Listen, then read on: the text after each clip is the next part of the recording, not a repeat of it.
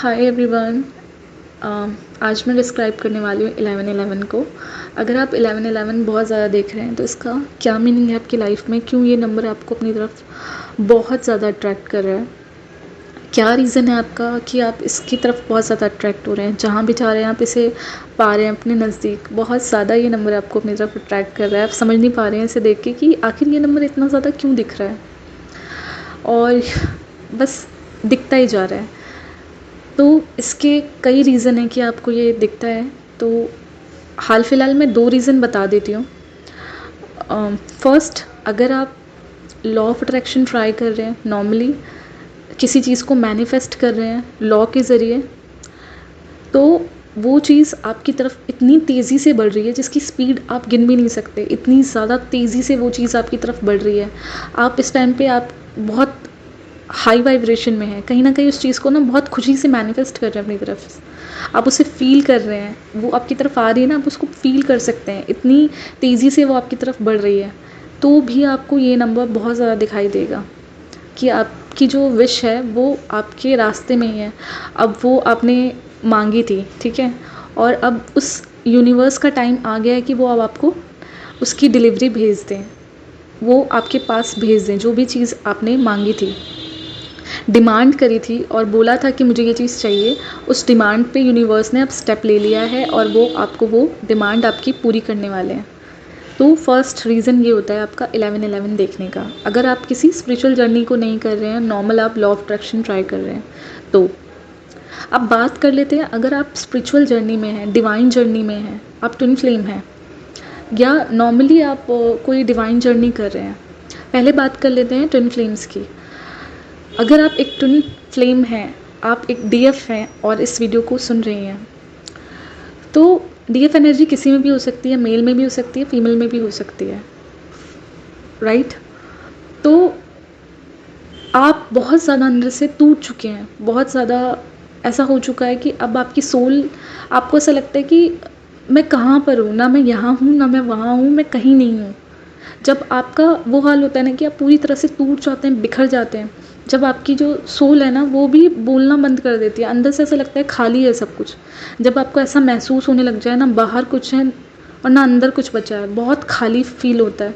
आवाज़ आ रही है पर फिर भी सुनाई नहीं दे रही है, सब कुछ ऐसा लगता है जैसे सुन पड़ गया हो, शरीर सुन्न हो गया हो, कुछ भी ना तो दिखाई दे रहा है ना तो सुनाई दे रहा है, क्योंकि आपको बहुत ज़्यादा सोल शॉक ना मिल चुके होते हैं। अपने डीएम की तरफ से आपको बहुत ज़्यादा सोल शॉक दिया जाता है। आपका जो ट्विन फ्लेम है वो आपको इतना ज़्यादा रिजेक्ट कर देता है, इतना ज़्यादा पेन देता है, इतना पेन देता है जिसकी कोई सीमा नहीं होती है। जब आप पूरी तरह से टूट जाते हैं, वहाँ से भी आपका ईगो पूरी तरह से, ईगो का शटर डाउन कर देता है आपका ट्विन, ठीक है, आपका ईगो पूरी तरह से बिखर जाता है, पानी पानी हो जाता है। तो आप कहाँ जाते हैं? डिवाइन के पास जाते हैं। तब आप क्या करते हैं? डिवाइन से जुड़ते हैं खुद। अब आप इस टूटे हुए सेल्फ के साथ तो ज़्यादा दिन नहीं रह सकते। आपका मन करता है उस टाइम की या तो भगवान हमें उठा लो या तो मार दो हमें, ठीक है। और अगर ज़िंदा रखना है तो किश्तों में ज़िंदा मत रखो, क्योंकि इस तरीके से आधा मरा और आधा ज़िंदा रहने का कोई मतलब नहीं होता। इस तरीके से ज़िंदा नहीं रहना चाहते आप, उस टाइम पे ऐसी सिचुएशन होती है। तो उस टाइम पे आप डिवाइन से रोते हो, गुहार लगाते हो, चीखते हो उनके सामने। हो सकता है कुछ लोग सच में चीखते हों, कुछ डीएफ सच में चीखती हों। वैसे मुझे जहाँ तक पता है कि वो इतनी हाईली इंट्यूटिव होती है, उनको पता है कि अब वो किसी को पेन नहीं देना चाहती, तो वो रोती भी है तो उनका, वो किसी को दिखाती नहीं है कि मैं रो रही हूँ। अपने आप को लॉक करके अपने अंदर ही रोना और भगवान से चीख कर सवाल करना कि ऐसा क्यों कर रहे हो मेरे साथ, मुझे उठा लो, मुझे नहीं रहना यहाँ पे ये मेरी दुनिया नहीं है, मेरे को यहाँ पे कभी खुशी नहीं मिली। वो प्यार जो मैं सिर्फ प्यार ढूंढ रही हूँ, और प्यार भी इतना ज़्यादा महंगा हो गया है क्या कि वो भी नहीं मिल सकता, वो भी इतना ज़्यादा महंगा है कि वो कभी आएगा ही नहीं मेरी ज़िंदगी में। ऐसा क्या मांग लिया मैंने? ऐसे क्वेश्चन जब आपके होते हैं तो आपको 11-11 उससे पहले भी दिख रहा होता है और बाद में भी आपको बहुत ज़्यादा दिखता है। तो इसका मतलब ये है कि अब आप ट्रांसफॉर्म हो रहे हो, आपकी जो ईगो की लेयर है ना वो उतर रही है, आपकी पर्जिंग बहुत तेज़ी से हो रही है। डरिए मत, परेशान बिल्कुल भी मत होइए। आज जो है वो कल भी नहीं रहेगा। आपने इतनी तकलीफ़ें उठाई हैं, आप कैसे समझ सकते हैं कि आप यहाँ पे आपका सफ़र डिवाइन देख रहे हैं और वो आपका सफ़र यहीं ख़त्म कर देंगे?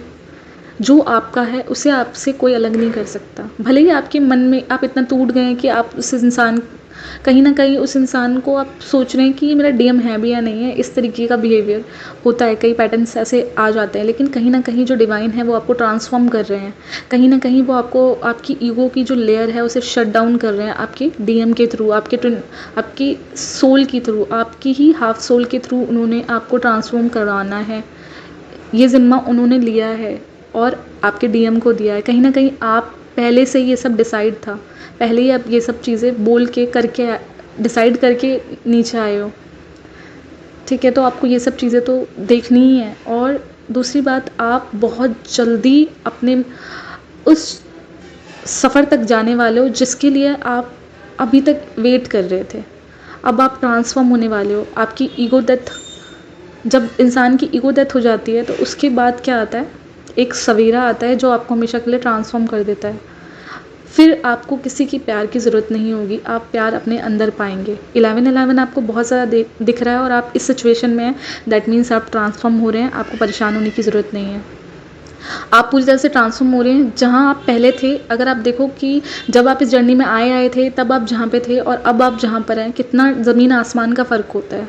क्या आप बिल्कुल वैसे ही हैं जैसे आप पहले थे? नहीं ना।